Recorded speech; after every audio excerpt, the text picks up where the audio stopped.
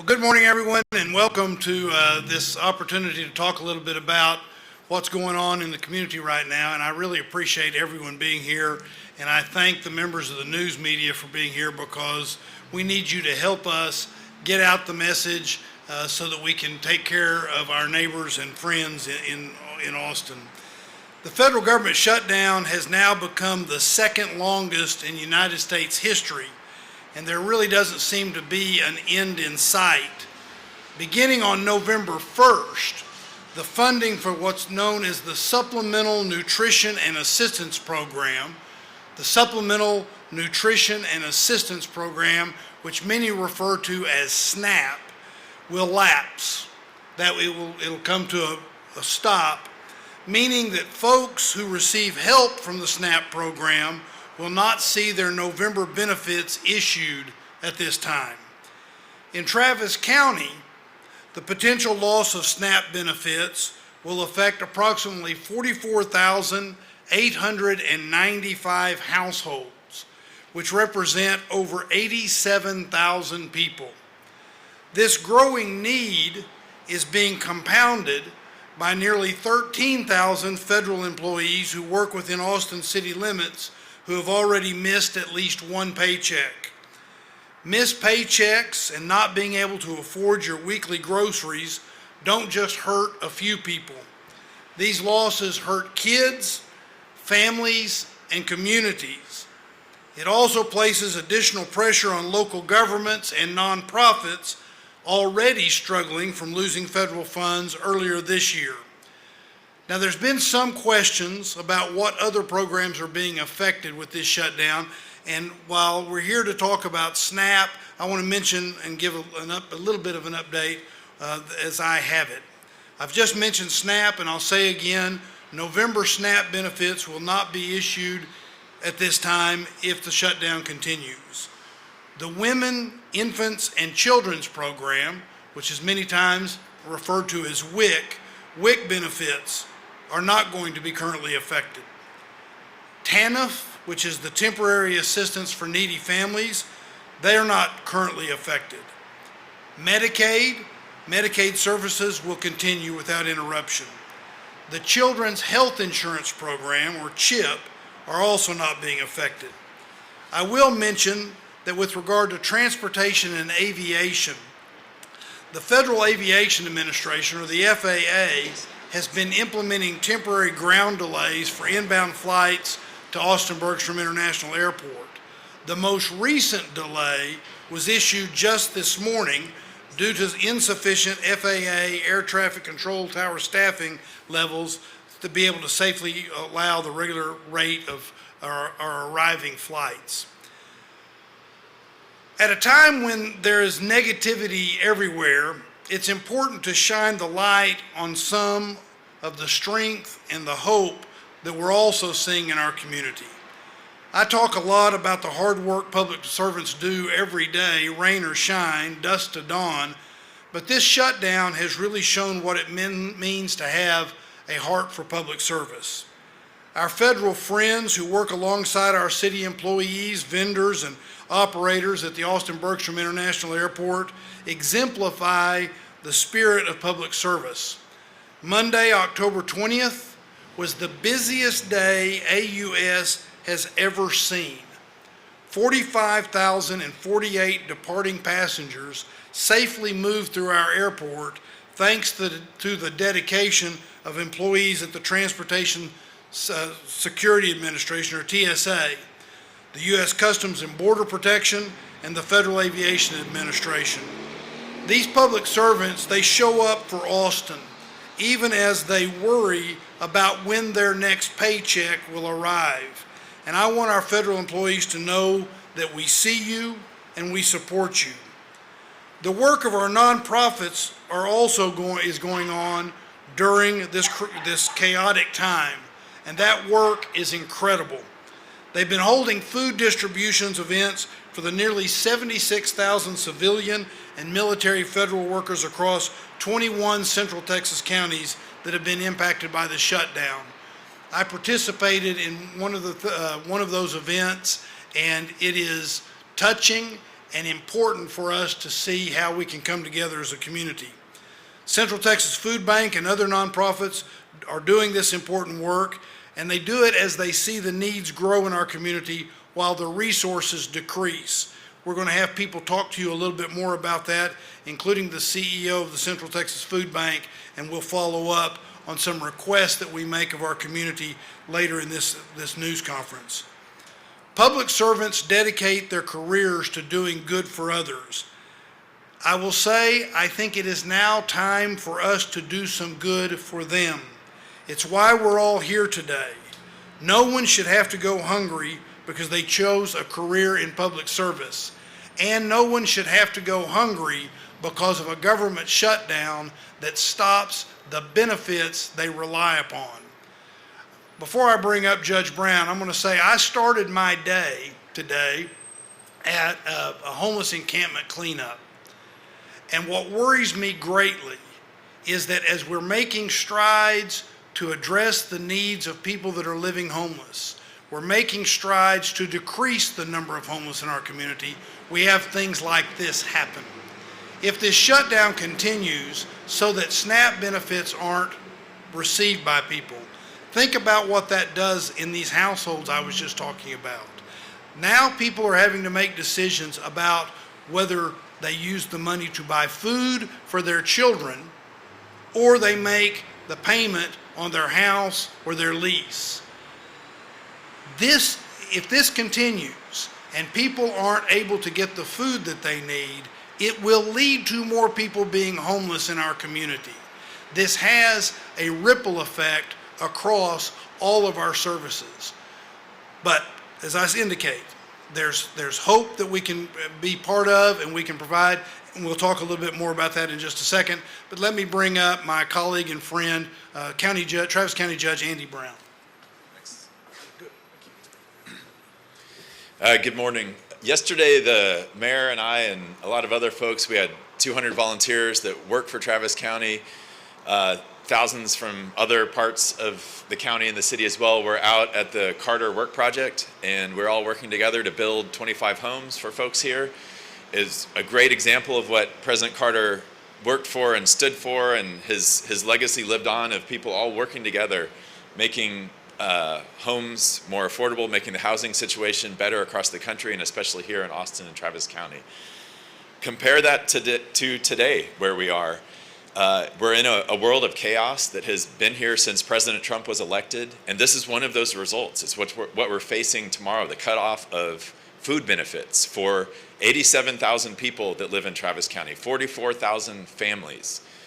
This isn't what America should be about. This is not a place where we want to be, where people are facing the inability to simply get food because of the chaos in Washington, D.C. Today is the 31st day of the federal government shutdown, which is just part of this chaos. And that may sound like just another number to the Trump administration, but here in Travis County, it has real consequences for our families, for our friends, and for our neighbors. So starting tomorrow, SNAP benefits will be halted for the first time in the program's history. For many of our residents, that's not some abstract number or policy issue. That's food on the table or not having food on the table.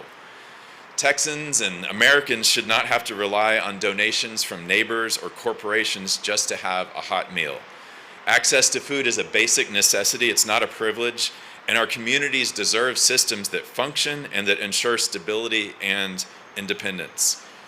Yet this is just another example of how federal cuts to policies place an unfair burden, not just on people that live here, but on local governments as well. Local governments whose hands are tied more and more by our state government.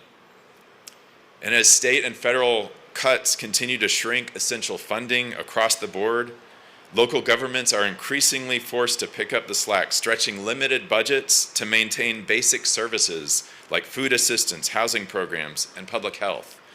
And instead of pushing these policies, these responsibilities downwards, we should be building fair and sustainable policies that ensure every community has the resources that it needs to thrive. The cost to feed those 87,000 individuals, 44,000 households here in Travis County that rely on SNAP adds up to over $16 million every month. And without those funds, thousands of families, children, and seniors will be wondering where their next meal will come from.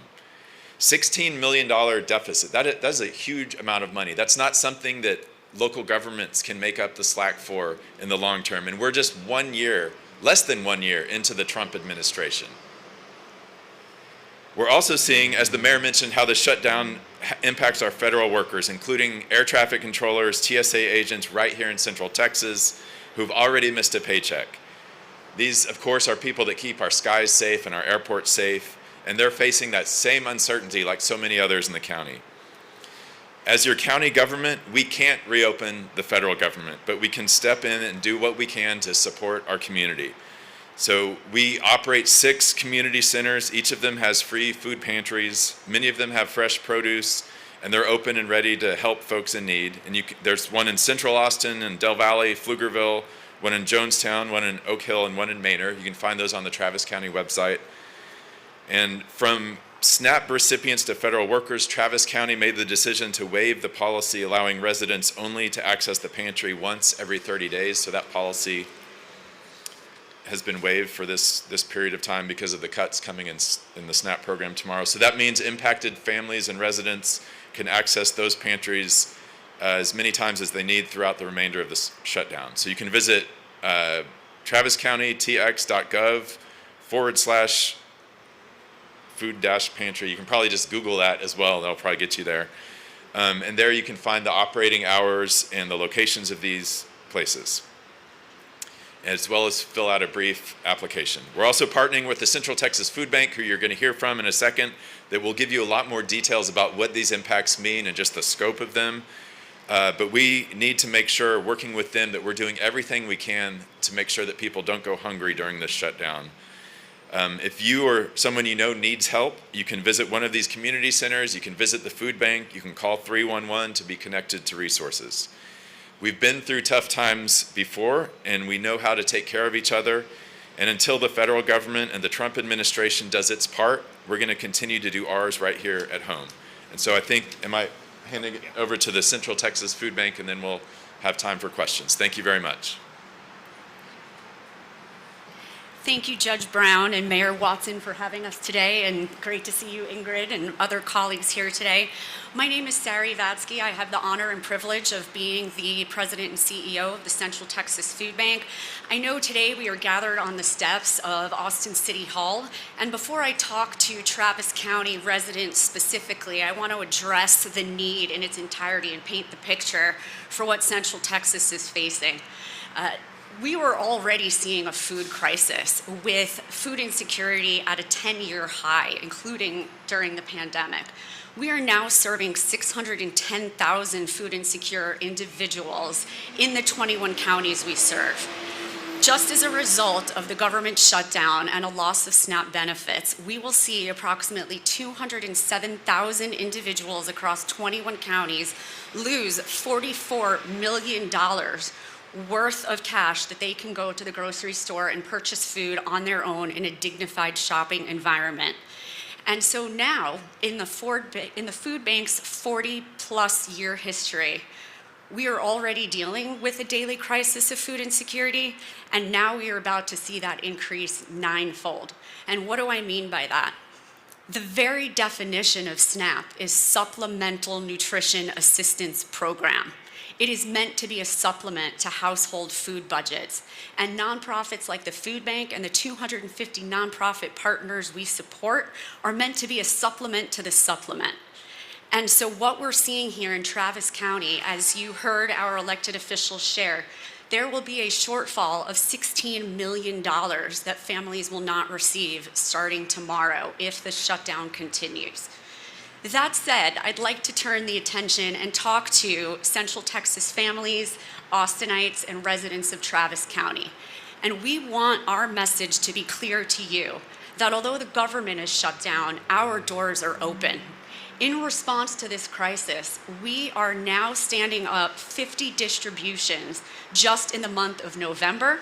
And we have already been spending $1.3 million per month to purchase food. And we just invested $2 million in an initial purchase from our reserves to continue serving at a higher level. Not only do we have those 50 additional distributions, but we have purchased additional food to have nighttime distributions. We're starting our first one at Delco Center on November 4th. You can visit centraltexas.org and click on Find Food Now to see our distributions. We're also supporting our network of 250 nonprofit partner agencies, 107 of whom are right here in Travis County. We've been holding weekly calls with them to ensure they have the food they need. And we are not only doing those distributions and supporting our partner agencies, but we have a market on site at the Central Texas Food Bank where people can come and receive food assistance and enroll in SNAP benefits. If that sounds odd, it is not. We want to keep enrolling people in SNAP so that when the government reopens, they can receive those benefits that they need. And so to anyone in need of assistance that might be questioning whether or not they should come to these distributions or might wonder what they can experience having to come to stand in line for the first time to receive food, we can assure you that it's okay to need help. Everyone needs a little bit of help to get by. This is temporary. We're here to help everyone get through it. We obviously cannot make up for the 9 meals that the food bank or that SNAP provides, but we will do everything we can to ensure families have what they need. Children don't go without, older adults don't have to make difficult choices. Thank you for the opportunity to talk about what's available to the community. Thank you. Ingrid? Good job. Thank you, Mayor Watson and Judge Brown, and sorry. My name is Ingrid Taylor, and I'm the CEO of United Way for Greater Austin. For over 20 years, United Way's 211 has been a lifeline to community members seeking resources. With the halt of SNAP benefits, we know many of our neighbors will be seeking food supplies, and our team is prepared to help refer all community members to those services at the food bank. We're also prepared to refer our community members in need to all the services that we refer to every day and have for decades, including help with utilities, help with healthcare resources, childcare, and financial support. There's 3 things I want to convey around 211. First, it's for everyone. Anyone can call any time of the day or night. There's no screening, there's no eligibility, and this is all confidential.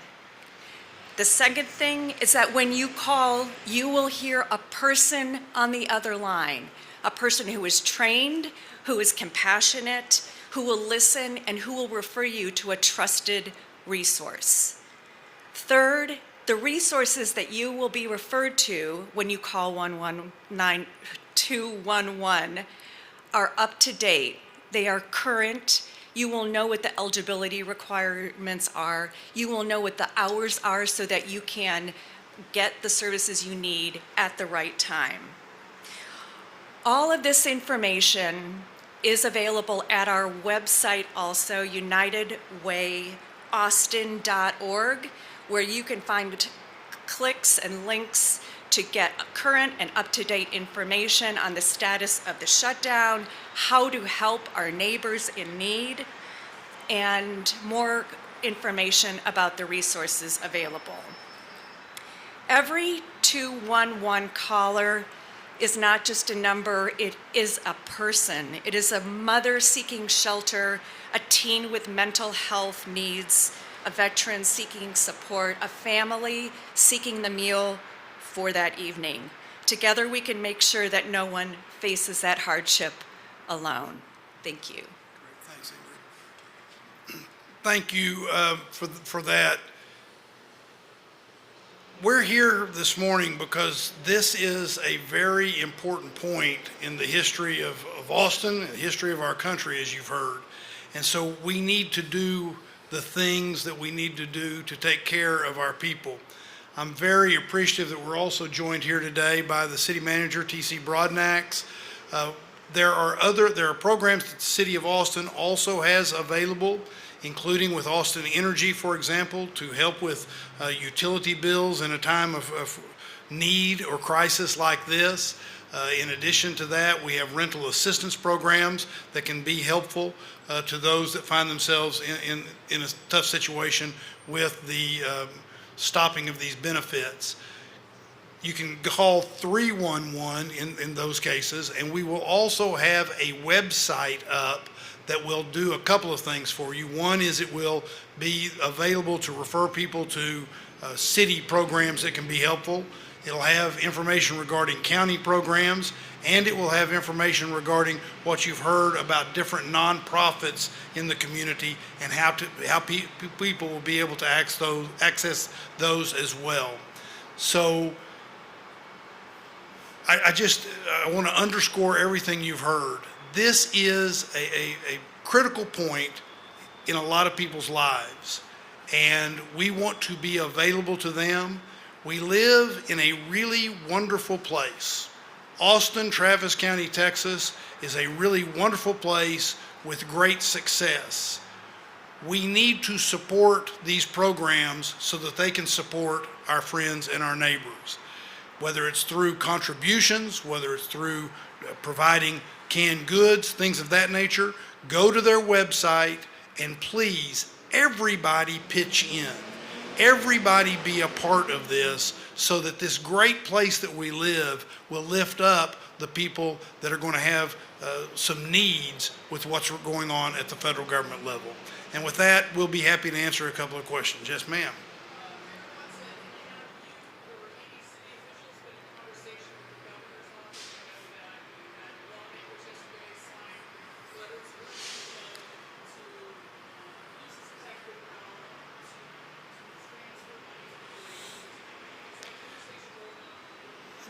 It will be. It has not been, because there was hope that certain things would happen before now. But there's, as you might guess, there's consistent conversation between this building and that building, and we're of course going to be having more conversations regarding this specific item, in part to make sure everybody knows what can be done. Yes, ma'am.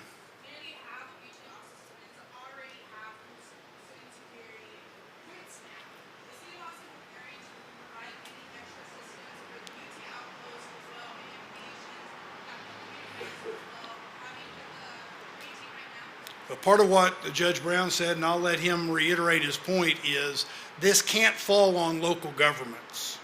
Local governments, it's many people's first instinct to say when something happens, let's turn to the local government and have them pick it up. But a big problem with that is you've heard the numbers, and we cannot ask local governments to pick up federal programs or state programs. Frankly, it's one of the reasons the question about conversations with the state is so important. With the state's surplus and the ability to fill in some gaps, including with regard to food insecurity, that is one of the places that we ought to look. That is why we're having this press conference, is to make sure people know what resources are available, and we've talked about those. But I want to be very clear. This cannot be something that we think city or county government step in and can just take care of. You want to add anything? I mean, I'm still hoping that they're going to start meeting in DC and end this at some point. I mean, that is still maybe not a realistic option, but that is something that they could do, is they could end all of what we're talking about immediately if they wanted to. To the point about college students, the food bank distributes at 13 colleges across their district, including the University of Texas.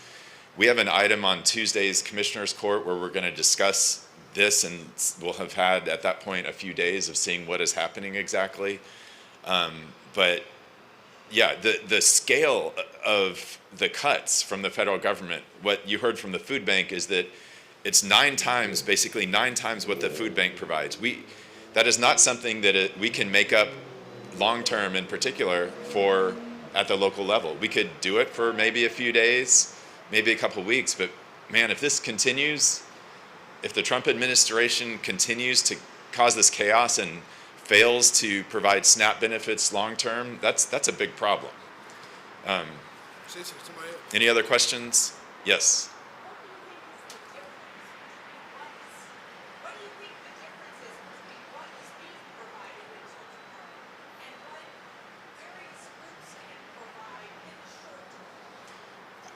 So the difference is about $16 million a month. That is what Travis County receives, Travis County families receive from SNAP.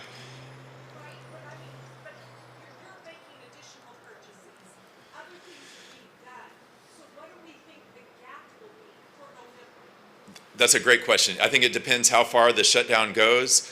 One thing I do want to point out, this isn't obviously just happening in Austin or Travis County. This is happening across the country. So we've got food banks and others trying to buy up supplies to plan for the next few days or few weeks across the country. That's going to raise prices for groceries and other necessities across the country. So that is making it worse. Do you want to say a little bit about the... Okay.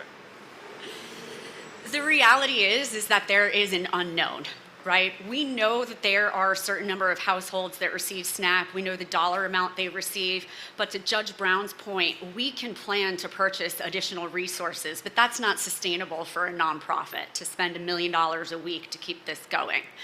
We also know that even if we are ordering 43 truckloads of food per week to try and make up for the deficit, every food bank USA around the country is also doing that, which means there could be a backlog of food, which means the cost of food goes up. We also don't know if SNAP recipients will come to the food bank in the first 2 weeks, where traditionally they would come in the third and fourth week when SNAP benefits have run out. So it's not even a question of how many more people will come, but with the frequency and the intensity with which they'll need support. And so unfortunately, the answer to the question is there is an unknown about what that gap will be. And to the mayor and the judge's point, local government can't do this alone, nonprofits can't do this alone, and so we do need the federal government to open. And the one thing I would add to that is, thank God we have the nonprofits. Thank God we have them ready to do what it is they're doing. But that's not the way this ought to work. We should not be in a situation where we're holding a press conference talking about how we're going to fill the gap when it's happening as a result of people being unable to talk to each other. There are real people going to suffer as a result of this. And so we can play math games, we can figure out what the net is of all of that, but what are we doing?